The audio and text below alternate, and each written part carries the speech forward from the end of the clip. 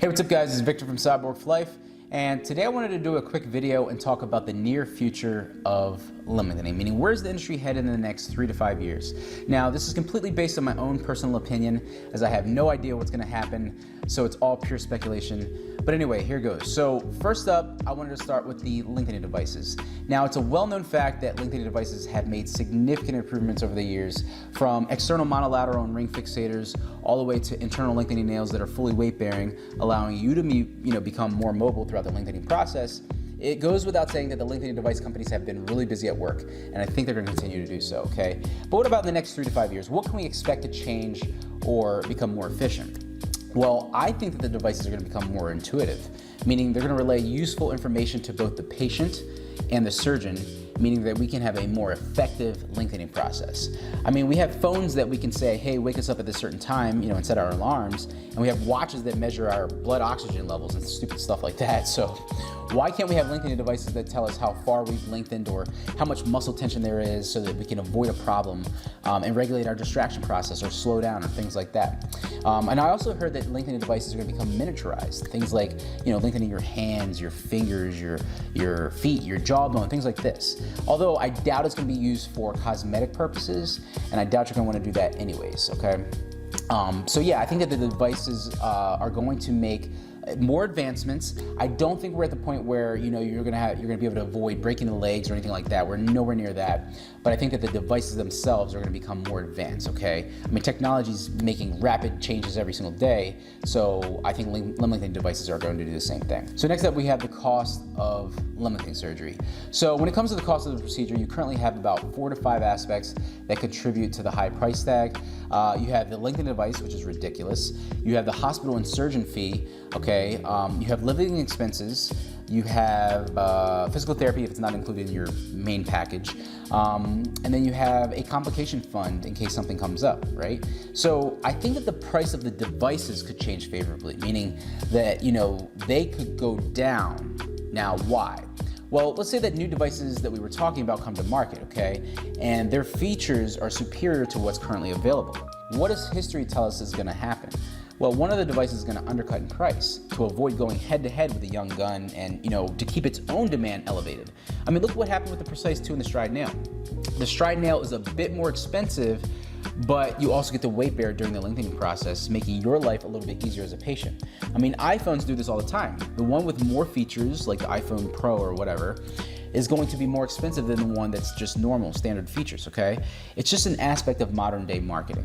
Now, I don't think the prices of the other categories, like, the surgeon fee and the hospital fee is gonna change. In fact, that might even go up, but I think that the price of the device is gonna come down, and that might lower the overall price of the procedure, making, you have an affordable premium lengthening option.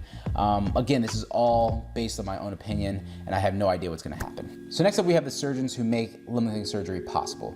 So what's gonna happen in this category? Well, I think that as difficult as this procedure is to do, I think that as more information becomes available, more surgeons are gonna enter the field of lengthening and deformity reconstruction.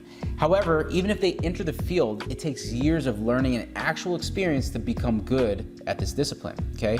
Now, is this a good thing? Well, it depends on how you look at it, because most of the current experienced world-class surgeons that you know about have all learned from the first generation of modern day lengthening surgeons, okay? And these surgeons who have learned from them are currently teaching the up-and-coming surgeons, the third generation, okay? And so on, okay? So as you can see, lengthening as an orthopedic specialty is growing, and with it, the providers, the surgeons, are going up. But with that, you want to make sure that you maintain the quality, if you know what I mean, okay? All right, so next up we have the recovery process. So everybody knows that, physical therapy and rehab is absolutely crucial to lengthening surgery success. Well, it's not gonna change anytime soon, not in the near future by any means. I mean, but it could possibly become more efficient via new treatment modality. For example, I don't see much happening in the actual flexibility aspect in the near future. I think you're still gonna have to do your stretching, go to your PT sessions, but what if you could expedite the muscle rebuilding process after you achieve full consolidation? Well, for one, this means that you'll have a more stable and powerful walking gait, okay, a lot sooner, and you'll be get back to doing things like running or your sports a lot sooner as well, okay? So I do think that the recovery process is gonna be more standardized across lengthening clinics throughout the world. You know, there's some centers that do it very, very well right now, and I think other centers are going to pick up on that and play catch up. Okay. And lastly, we have societal acceptance. So limb length discrepancy and deformity correction is really the only aspect of limb lengthening that gets a pass by societal norms, okay? Cosmetic stature lengthening, unless it's for a functional reason for someone with dwarfism, it's not well accepted by the public, mainly due to the bizarre nature of the procedure. I mean, you know, it's pretty crazy. You have to break your legs, lengthen them, and let them heal to get taller. But also the potential risks and complications that could occur if something doesn't go well. Now, I feel that in the next 3 to 5 years, maybe 10 years or so, it's gonna be more widely accepted by society for 2 reasons.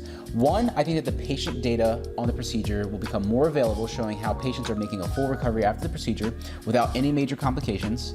Okay, let's hope on that. Thus highlighting the positive correlation between picking an experienced surgeon, doing proper rehab, and the lengthening process itself, okay, leading to a successful outcome.